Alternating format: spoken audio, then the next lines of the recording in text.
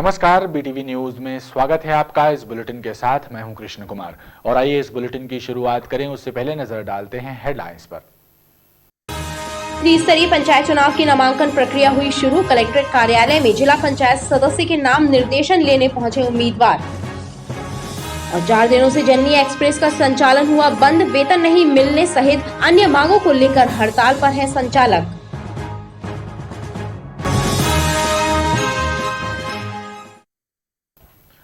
जबलपुर में करीब 60 वर्षों के बाद अखिल भारतीय विद्यार्थी परिषद का राष्ट्रीय अधिवेशन होने जा रहा है। वेटनरी कॉलेज मैदान में 24 दिसंबर से 26 दिसंबर तक आयोजित 3 दिवसीय राष्ट्रीय अधिवेशन में देश के कोने कोने से विद्यार्थी परिषद के प्रतिनिधि शामिल होंगे। इसके अलावा पड़ोसी देश नेपाल, भूटान से भी विद्यार्थी परिषद के प्रतिनिधियों का आगमन अधिवेशन में हो रहा है। विद्यार्थी परिषद द्वारा इस अधिवेशन को सफल बनाने स्वागत समिति का गठन भी किया गया है। जबलपुर में 24 नवंबर से 26 नवंबर तक अखिल भारतीय विद्यार्थी परिषद का राष्ट्रीय अधिवेशन होने जा रहा है। इस अधिवेशन में लघु भारत की छवि दिखाई देगी। अधिवेशन में देश के कोने कोने से विद्यार्थी परिषद के करीब 750 प्रतिनिधियों के शामिल होने की उम्मीद है। वेटनरी कॉलेज मैदान में आयोजित होने वाले इस अधिवेशन को भव्यता प्रदान करने जबलपुर में स्वागत समिति का गठन भी किया गया है, जिसका दायित्व समाज सेवी डॉक्टर जितेंद्र जामदार को सौंपा गया है। विद्यार्थी परिषद के पदाधिकारियों और डॉक्टर जितेंद्र जामदार ने राष्ट्रीय अधिवेशन की जानकारी देते हुए बताया कि अधिवेशन में भारत के पड़ोसी देश नेपाल, भूटान से भी परिषद के कार्यकर्ता भाग लेने जबलपुर आएंगे। भव्य उद्घाटन का कार्यक्रम होगा। 25 तारीख को उसकी प्लेनरी सेशंस चलेंगे और 26 को उसका समापन होगा। रंगारंग कार्यक्रम भी होगा और एक सुंदर शोभा यात्रा जिसमें सारे के सारे जो प्रतिनिधि जो भारत के प्रत्येक प्रांत से आए हुए हैं, प्रत्येक प्रदेश के, भारत के कोने कोने से और बाहर से भी आए हुए जो प्रतिनिधि हैं वो शोभा यात्रा के अंदर सम्मिलित होंगे।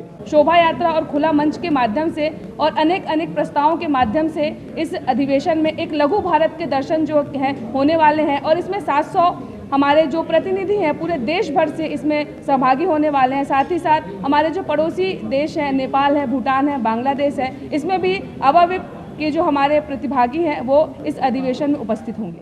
अधिवेशन के दौरान प्रदर्शनी, खुले मंच पर संवाद, सांस्कृतिक कार्यक्रम जैसे आयोजन भी होंगे। आगामी पंचायत चुनावों को देखते हुए कलेक्टर कर्मवीर शर्मा और पुलिस अधीक्षक सिद्धार्थ बहुगुणा ने प्रशासनिक और पुलिस अधिकारियों की संयुक्त बैठक लेकर पंचायत चुनावों को निर्विघ्न संपन्न कराने के लिए दिशा निर्देश जारी किए। पुलिस कंट्रोल रूम में पंचायत चुनाव को दृष्टिगत रखकर आयोजित हुई संयुक्त बैठक में कलेक्टर और पुलिस अधीक्षक ने प्रशासनिक और पुलिस अफसरों से एक यूनिट के रूप में काम करने की बात कही। उन्होंने क्रिटिकल और वल्नरेबल मतदान केंद्रों के संबंध में विस्तार से चर्चा करते हुए मतदान केंद्रों का चिन्हांकन कर पर्याप्त सुरक्षा व्यवस्था करने के निर्देश जारी किए। इसके अलावा चुनावों को प्रभावित करने वाले व्यक्तियों को चिन्हित करते हुए उनके विरुद्ध प्रभावी कार्रवाई करने का भी निर्देश दिया। कलेक्टर और पुलिस अधीक्षक ने लाइसेंसदारों के लाइसेंसी शस्त्रों को थाने में जमा निर्देश दिया और सक्रिय निगरानी शुदा बदमाशों, गुंडों, तत्वों, अपराधियों के विरुद्ध प्रभावी कार्रवाई करने के निर्देश भी दिए। बैठक में पुलिस और प्रशासन के वरिष्ठ अधिकारी मौजूद रहे। आजादी के अमृत महोत्सव के उपलक्ष्य में भारत सरकार का रक्षा मंत्रालय अपनी सामरिक शक्ति का प्रदर्शन कर रहा है। इसी कड़ी में आयुध निर्माणी खमरिया में 7 दिवसीय प्रदर्शनी का आयोजन किया जा रहा है, जिसमें 48 तरह के रक्षा उत्पादों का प्रदर्शन हो रहा है।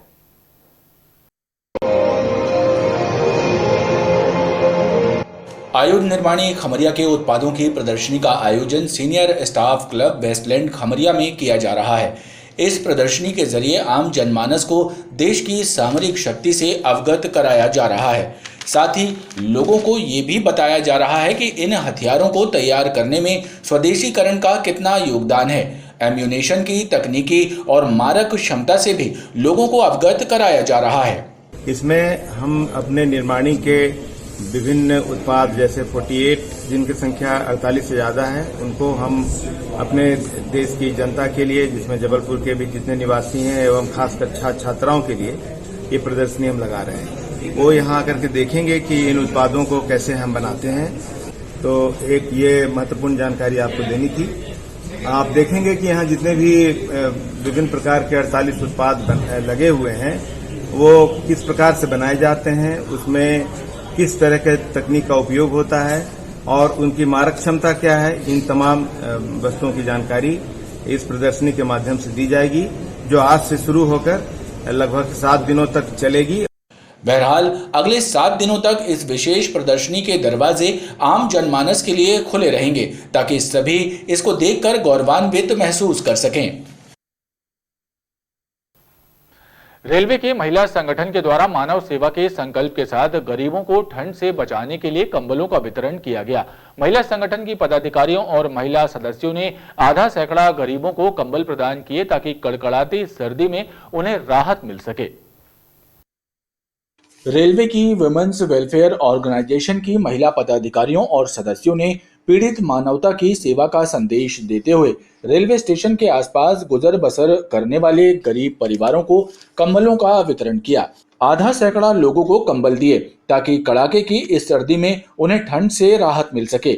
महिला संगठन की सचिव ललिता दिवाकर ने बताया कि महिला संगठन द्वारा लगातार समाज सेवा और पीड़ित मानवता की सेवा से जुड़े कार्य किए जाते रहे हैं। इसी कड़ी में मानव सेवा के उद्देश्य से कंबलों का वितरण किया गया है। रेलवे की ये संस्था हमेशा ही अपना कार्य सराहनीय तौर से करती है। कोरोना काल में विपरीत परिस्थितियों में देखते हुए जो हमारे कूली भाई थे, सफाई कर्मचारी थे, उनको हमने 15-15 किलो का राशन वितरण किया।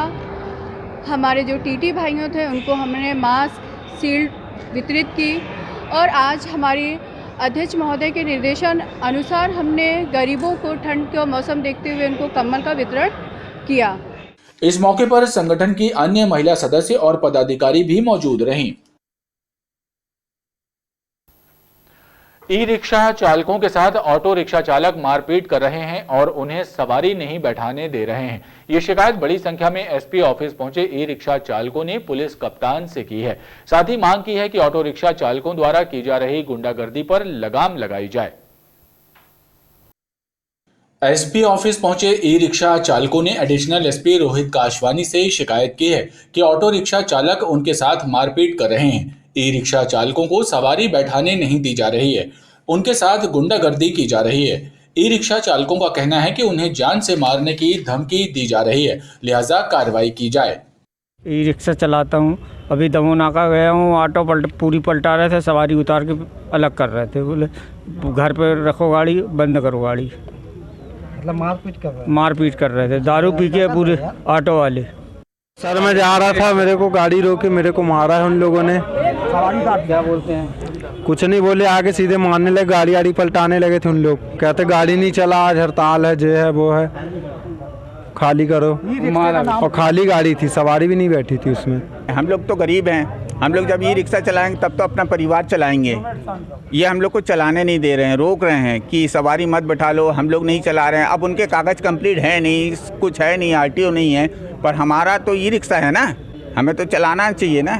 तो वही हम चला रहे हैं तो चलाने नहीं दे रहे हैं, गुंडागर्दी कर रहे हैं, मारा पीटी कर रहे हैं, गाली दे रहे हैं, मत चलाओ मत चलाओ, खाली करो। यहाँ पे दमोह नाका में, दीनदयाल में और सब जगह ये बोला जा रहा है कि ई रिक्शा वालों को रोका जा रहा है, रास्ते में बोल रहा है सवारी उतारो वरना गाड़ी पलटा देंगे, कांच तोड़ देंगे, गाड़ी पलटा देंगे। और ये हमारा जो भाई है, मास्क निकालो, मास्क निकाल दो। ये देखिए इसको मारा है, ये नोचे का निशान है, इसकी गाड़ी खाली करवाई गई है और गुंडागर्दी शुद्ध में हो रही है।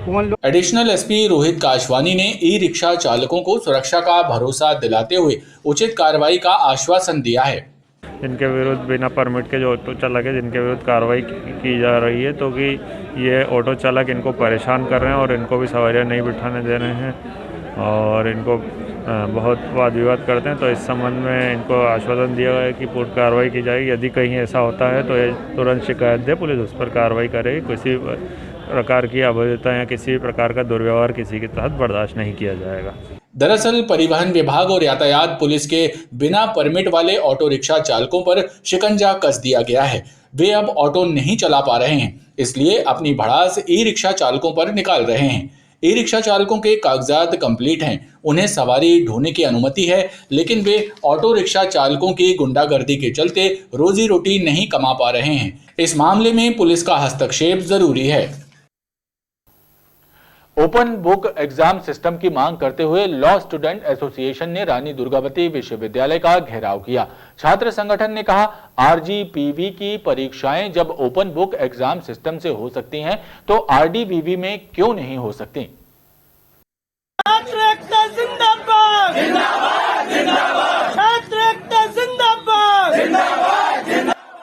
लॉ स्टूडेंट एसोसिएशन के सदस्यों ने रानी दुर्गावती विश्वविद्यालय का घेराव करते हुए मांग की है कि कोरोना काल की तकलीफों को देखते हुए लॉ पाठ्यक्रम के सभी सेमेस्टरों की परीक्षाएं ओपन बुक एग्जाम सिस्टम से करवाई जाएं, ताकि महामारी की विभीषिका झेल रहे विद्यार्थी राहत महसूस कर सके। जब आरजीपीवी की परीक्षाएं ओपन बुक एग्जाम सिस्टम से हो सकती हैं, तो आरडीवीवी की क्यों नहीं हो सकती।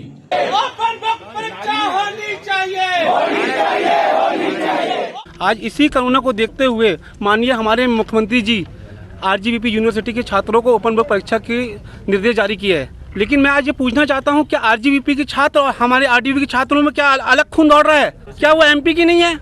क्या देश के बाहर की है? आज इन्हीं मांगों को लेकर हमने माननीय कुलपति जी को ज्ञापन दे रहे हैं, माननीय मुख्यमंत्री जी के नाम पर।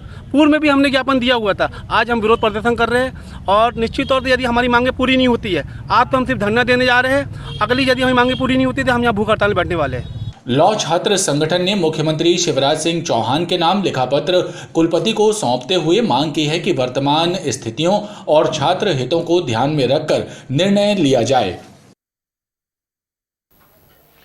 एक तरफ जबलपुर पुलिस सूदखोरों के विरुद्ध कार्रवाई का अभियान चला रही है, तो वहीं दूसरी ओर सूदखोरों से तंग आकर लोग मौत को गले लगा रहे हैं। रांची के बजरंग नगर में रहने वाले 32 वर्षीय युवक ने सूदखोरों से तंग आकर सुसाइड कर लिया। पुलिस को मृतक के हाथ का लिखा सुसाइड नोट मिला है, जिसमें उसने 4 सूदखोरों के नाम लिखे हैं। इस आधार पर पुलिस मामले में प्रकरण दर्ज कर जांच में जुटी है। खास बात यह है कि 2 माह पहले युवक के पिता ने भी आत्महत्या कर ली थी। रांची के बजरंग नगर में रहने वाले 32 वर्षीय युवक आलोक पांडे ने अपने घर पर फांसी लगाकर आत्महत्या कर ली। आलोक कर्ज और सूदखोरों से परेशान था। उसे सूदखोर प्रताड़ित कर रहे थे। पुलिस को आलोक के घर से सुसाइड नोट मिला है। उस सुसाइड नोट में आलोक ने 4 लोगों के नाम लिखे हैं। इस आधार पर पुलिस ने प्रकरण दर्ज कर मामले की जांच शुरू कर दी है। बताया जाता है कि आलोक के पिता ने भी 2 माह पहले आत्महत्या कर ली थी, जिसकी वजह भी बेटे पर कर्ज होना बताया गया था। हालांकि पुलिस का दावा है कि आलोक सट्टे में काफी रकम हार गया था और कई लोगों से उसने कर्ज ले रखा था। जो जानकारी मिल रही है कि वो बेटे से परेशान थे। परेशान रहने का कारण ये ज्ञात हुआ है कि जो उनका बेटा है जिसने आज आत्महत्या की है और कुछ गलत संगति में था। उनके दोस्त यार वगैरह जो थे वो उनकी संगति में था और जिनके साथ में रहते हुए सट्टा वगैरह खेलने का काम सीख गया था और इसी कारण से उसने कर्ज वगैरह भी लिया था। उसने जो है इस तरह से जो है आत्महत्या के कारण अभी तक आए हैं। पुलिस का कहना है कि आलोक के परिजनों के बयान और सुसाइड नोट के तथ्यों के आधार पर मामले की विवेचना कर अग्रिम कार्रवाई की जाएगी। रांची में 11 वर्षीय नाबालिग बालिका के साथ सामूहिक दुष्कर्म का मामला सामने आया है। घटना 7 दिसंबर की है। बालिका के साथ दुष्कर्म करने वाले दोनों आरोपी उसके पिता के परिचित हैं। बालिका के परिजनों ने घटना की शिकायत डायल 100 भोपाल में की, जिसके बाद मामला रांची थाने के संज्ञान में लाया गया। पुलिस ने मामले में प्रकरण पंजीबद्ध कर दोनों आरोपियों को गिरफ्तार कर लिया है। पुलिस द्वारा बालिका का चिकित्सकीय परीक्षण कराया गया और मामले की जाँच की जा रही है।